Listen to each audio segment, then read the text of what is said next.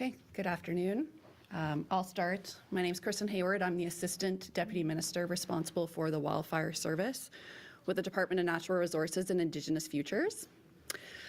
Today, my part of the briefing will focus on the current wildfire situation across Manitoba, but mostly focusing on eastern Manitoba.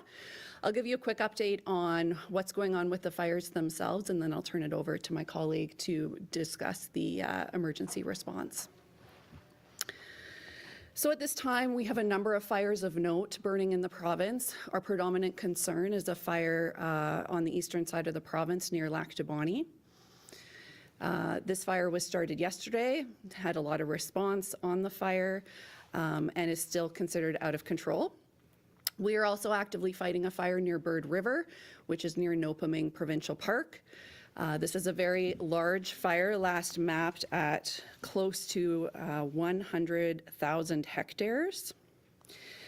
That fire is also out of control at this time. We are also actively fighting a fire, or watching a fire, pardon me, that is actually in Ontario, near Ingolf, Ontario. And that fire is right along the Manitoba border right now with potential to impact Manitoba cottage areas potentially, so we're keeping an eye on that one as well. I want to emphasize that we're working very closely with the province of Ontario in communicating both fire behavior and as well as coordinating the response. We're fortunate to have Ontario support us with some water bomber action on some of our fires, and we thank them for that support because we know that they're also busy with their own things. We also have a fire burning still in western Manitoba that some of you will be aware of. It's been in the media. That's Fire 4. Near the Paw and OCN. That fire right now is still considered out of control, but we are making really good progress in gaining control of that fire, so we have no significant concerns with that one at this time. In terms of the outlook, we are looking at obviously very challenging conditions. So we have hot weather right now. We have dry conditions. We have had some very windy days, and we expect that to continue, today as well as into tomorrow. There has been some mention of precipitation in the forecast. However, we are not seeing the forecasted amounts anywhere where we need them to be to extinguish the fires or make any appreciable difference in what those fires are doing. So we are going to be having another challenging day in terms of being able to fight these fires that we currently have and address any new fires that may start.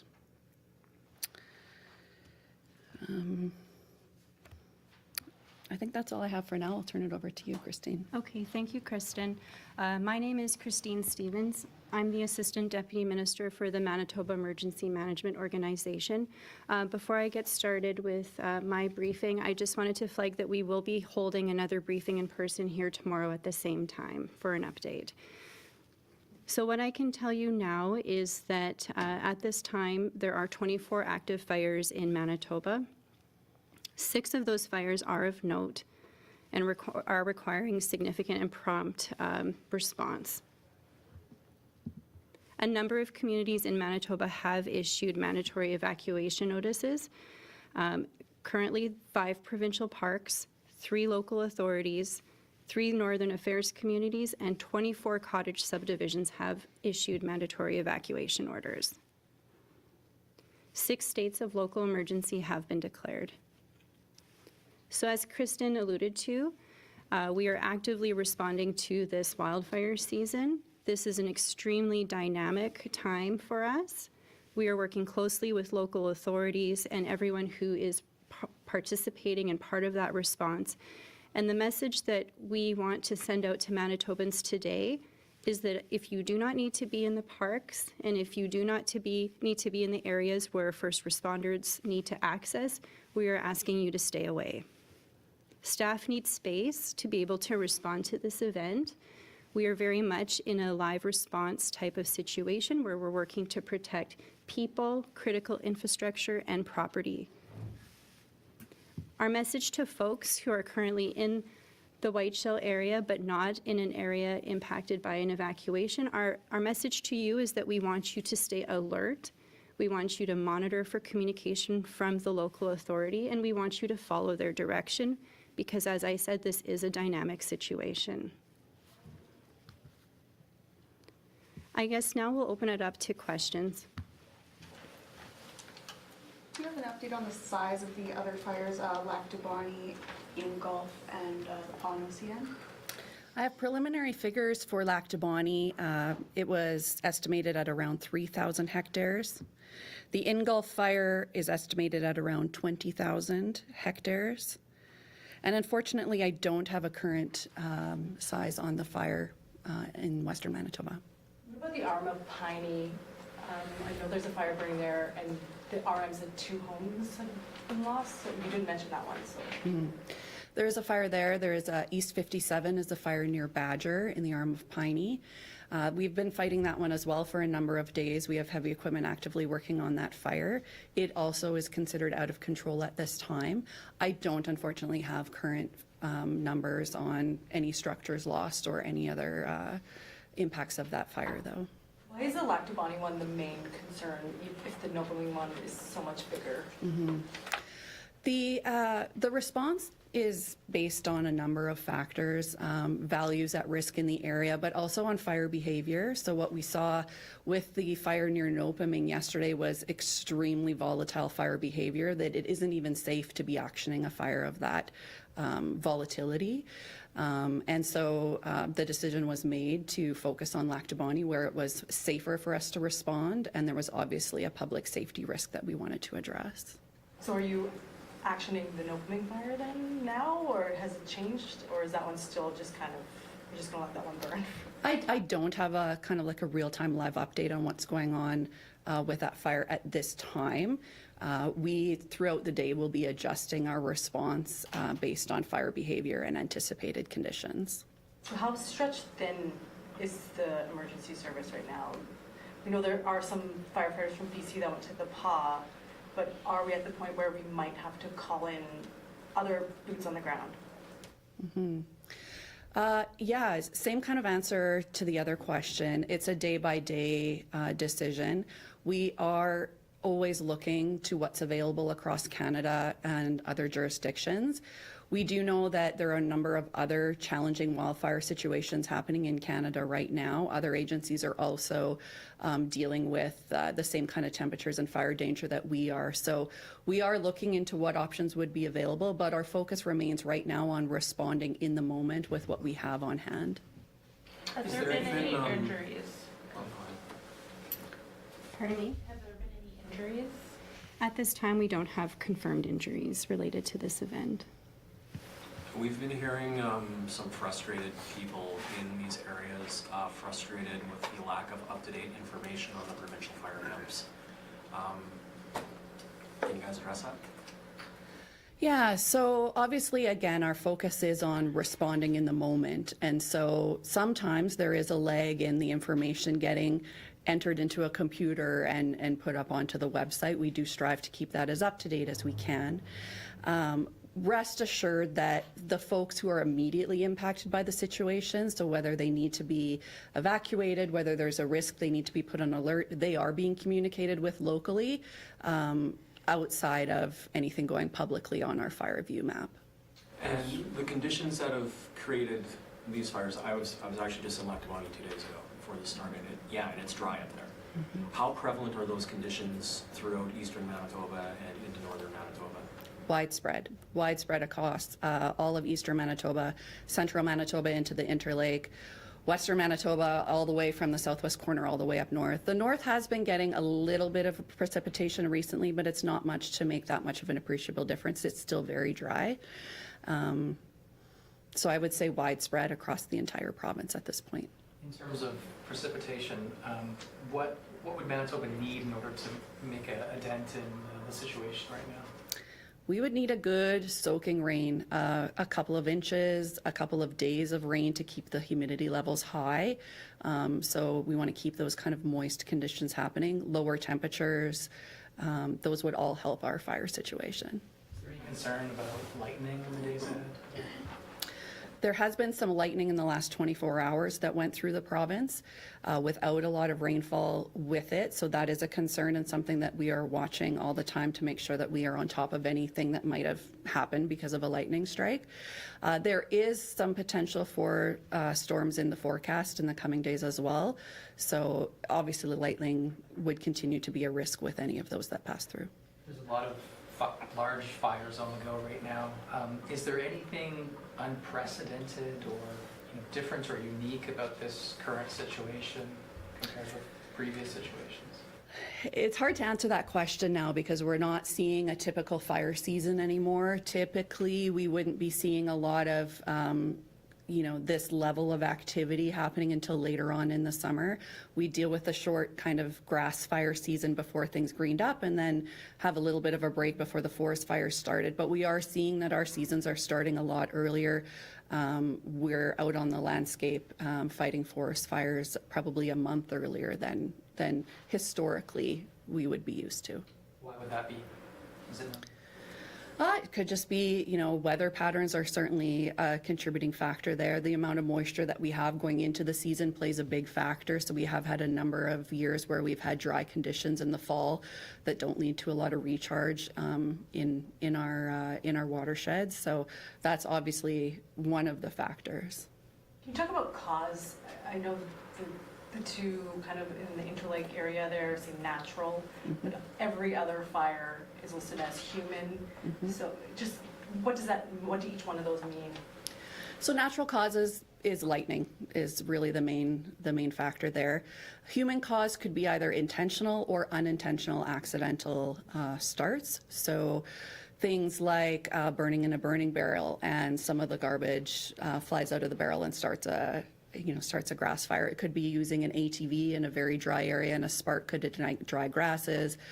It could be people burning in conditions that they shouldn't be. So it could be, burning leaves or grass in your yard when it's hot and windy and that fire has a chance to escape. So there's a lot of ways that it could happen that are not intentional by any means, but certainly are something that people always need to be considering, when they're looking to undertake starting a fire, what potential would this have to escape?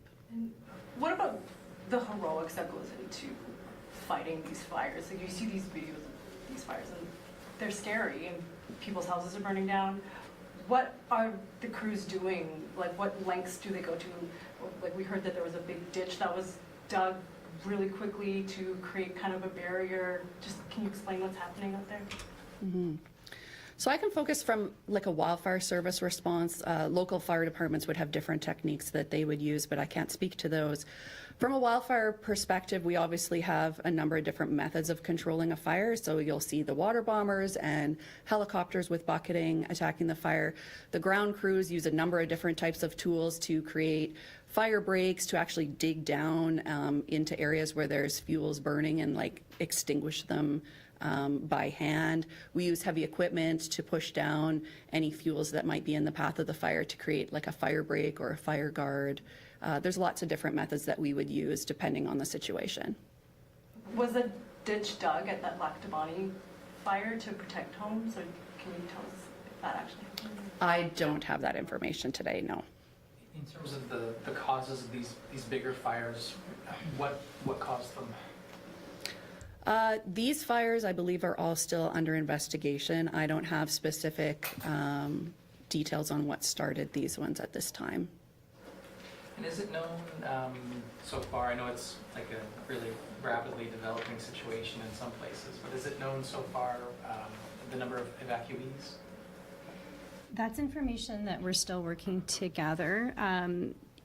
Folks received evacuation notice and had to evacuate within 2 hours in some areas, so many drove out on their own. So we're continuing to register folks who have evacuated. In fact, we would like to say that if you've evacuated from an area and haven't registered yet, we would appreciate for you to register with the local authority or at the reception centers that have been set up, just so that we have a better sense of evacuee numbers. Is there any idea of potentially the number of structures that have been lost in some of these bigger fires? At this time, our focus really is on the response phase. The area is unsafe we are working to make sure that we are fighting the fire, protecting people, infrastructure, and homes and cottages. So at this point, no, we don't have a sense of that. It'll take some time. Just regarding the fire near Nopalin, what made it so volatile yesterday and potentially into today as well? The conditions were really challenging. So it was the high temperatures, very high winds, and just overall, just the general dry conditions that we were looking at. Is that common? I guess, how common is it for a fire to get to the point where it's not safe to respond at all? Is that something we see frequently?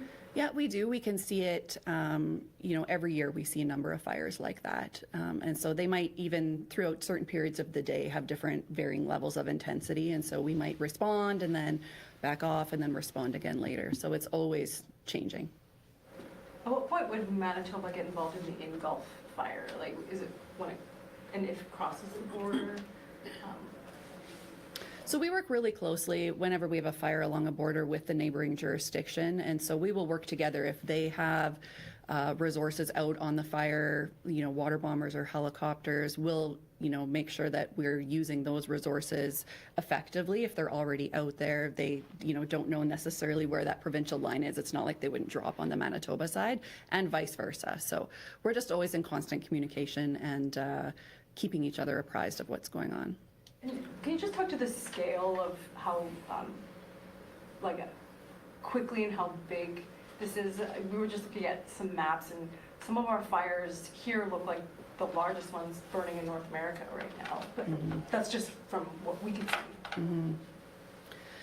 I can't comment specifically on the current situation really broadly. I can say that Manitoba is one of the most active jurisdictions right now in Canada in terms of the complexity of the fires that we have. There's certainly been fires in other provinces as well, and some that have impacted communities as well.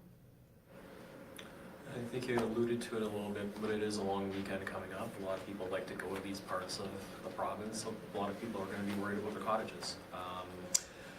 In terms of people that have assets in these areas or investments, in terms of, I expect the message is please stay away. At this point, we haven't decided to close the park or provide that kind of direction, but our message is that if you don't need to be there, please stay away for now. First responders need space to respond. We need to be able to get equipment in and out. So if folks don't need to be out there this weekend, our request is that they do stay away for now. That park being Nopalin or just any park? Nopalin Park provincial park is closed. It's evacuated, but when we're thinking about the Whiteshell area, certain sections of the Whiteshell remain open at this time. We're just asking folks, to be mindful of the fact that there's an active operation in close proximity to some of those open areas. Have there been any examples of people getting in the way in areas where they shouldn't have been? Not to my awareness. In that Interlake area, there's lots of little pockets of water. Does the fire jump? Is that common, or does that help having those bodies of water there? Depending on how intense the fire is burning and how much wind is behind it, it certainly can jump. I don't have a specific detail. That'd be something my team would have to answer. But a river, a creek, a small water body is not a barrier necessarily to a fire. And can you give us maybe a sense of, if we're focusing a lot obviously on seasonal and permanent residents in those areas, the commercial operations that have been disrupted? Can you give us a sense of the type of operations that have been disrupted, whether it's lodges or mining, forestry? We can provide that information after. I don't have an update on that right now. Can you speak at all, I guess, to just the impacts on frontline staff who are fighting these fires and helping to coordinate efforts to do that and also support evacuees? Just how many days in a row they've been working, and the long days I can imagine that they've been doing. You want me to take that one? You can take it. Okay, I'll start. Yeah, certainly it has been a long period where we have been responding to fires in the province. You know, staff deal with pretty high pressure situations. They are prepared for that, but it's certainly, yeah, it can be stressful and tiring on staff, you know, when we see a long stretch like this. How long could, like, I know you don't have a crystal Yeah. ball in front of you, but just based on what we know with the way the conditions are and the short-term forecast, like, how long potentially could this go on for? And there's still risks of new fire starts as well. Yeah. Like you said, I don't have a crystal ball. It's pretty tough to tell what's going to happen. We are always prepared, though, to not only, you know, fight the fires that we have right now, but also to respond to any new ones. So, you know, we're constantly evaluating and responding to whatever might happen. So, I understand there's some questions on Zoom. Yes, thank you very much. We are going to be turning it over to two reporters that are joining us on the line here this afternoon. We're going to be following our usual one question, one follow-up approach. And I'll start today with the Brandon Sun, Connor. Hello, thanks for taking the questions. Any plans for evacuees to come to Brandon? You know, I'm not certain at this time what the plans are. You know, we are constantly coordinating and looking at availability of hotels. So, you know, I can't comment on that at this moment. Okay. Last year, we had about 1,000 evacuees from the north area of Manitoba and Brandon here.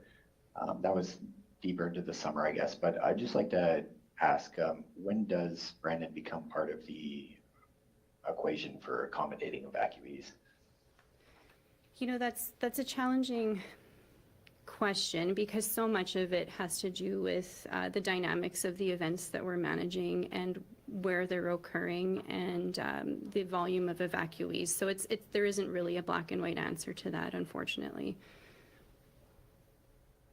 Okay, well, up next from the Steinbach Carillon, Svetlana.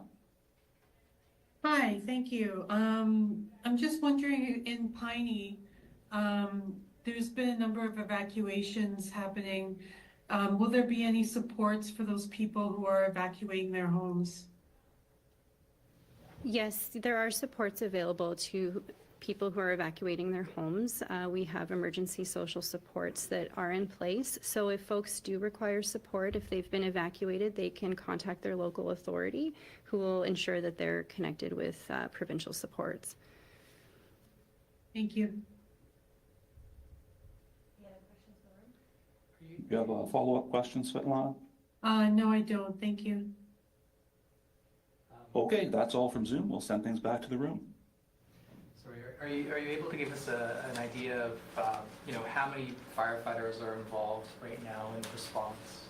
And any other officials as well who are involved? it's so dynamic that it's really difficult for us to give any specifics on that because it can change, you know, all the time. And maybe it's too soon to begin this, but will there be a disaster financial assistance program after this? We're still very much in the response phase and we're, you know, still working to ensure life safety for this event. So we'll be investigating that further as time passes. I don't know if you can address this as well, but obviously another impact is wildlife. You know, can you speak a little bit to that and just in terms of the wildlife losses? No, I can't speak to that, unfortunately. And the list, or sorry, the number of communities or areas that you mentioned that have had evacuation orders, is it possible to get a list of all of those? Yes, absolutely. We can follow up on that. Thank you. What populated parts of the Lactabani area are at highest risk or have already kind of been, because we were like Wendigo Bay, I think is one of the areas. Are there other potentially populated areas? No, we don't have updated information on that at this time as staff are still assessing today's situation. And the Nopaming fire, would the precipitation be enough to make that fire actionable? Like, it might not put it out, but it might be enough to get people up there, or like how do you monitor that? Yeah, well, we monitor throughout the day, every, morning, evening. We're always looking at the weather forecast and what's happening and what's actually falling for precipitation on the fire. Just because some precipitation came through doesn't necessarily mean it happened on the fire. So, yeah, staff are constantly looking at and evaluating whether it's safe or not for us to action. So, unfortunately, I don't know what we're going to get for precipitation, so it's kind of tough for me to be able to answer that question. And just to clarify, sorry, is that still the case today then? Is there any, equipment or any crews attacking that fire today? Yeah, I don't have information on specifically what's occurring at this moment, no. And just in terms of that one, so, it's not being actioned, I guess, is how you phrased it. But those areas, everyone's gone, right? Like, those areas have been evacuated, Yes. and there would be really no one left behind. Is that fair to say? As far as we know. Yes, yeah. Okay, thanks, guys.